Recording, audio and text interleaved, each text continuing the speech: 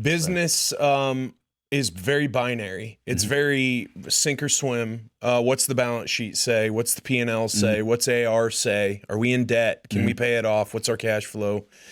And if you get excited about something, it's hard to see it for what it really is. It's much easier to see it for what you want it to be.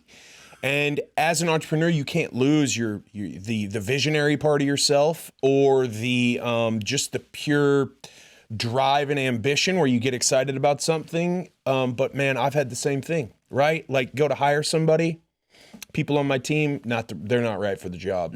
And I see some potential there, and I'm like, no, I'll work with him. I can get him to be. I can fix him. And do you think that's ever worked? No, yeah. Very seldom. Yeah, it doesn't work at all. I'm living proof. And it takes some humility when you are the visionary to say, yeah, or to say, I'm going to go after what I don't want to hear, and I'm going to listen to it all objectively and gather as much data as possible, and then I'll make a decision.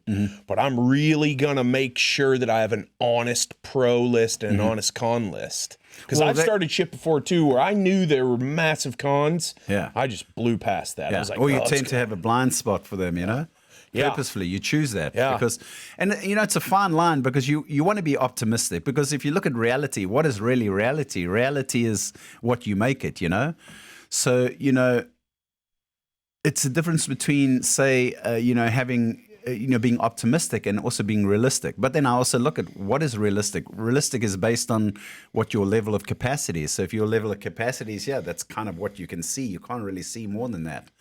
So that's why, I do think it's important to have those stretch goals to stretch you beyond what it is that you think you can get from a capacity point of view. But I think what's important, and you said it probably the best, is where, you need credible information. And that's why I always, if I'm ever doing something, or if I ever hire somebody who is going to counsel me or give me counsel to make better decisions, I'll always get somebody who loves me, and I'll always get somebody who doesn't like me as much, because, you need the encouragement from the person who loves you and backs you. But then you also need somebody to tell you the truth, say, hey, actually, like I told you, my client, he told me, hey, you're going to lose money on this. It's a bad idea.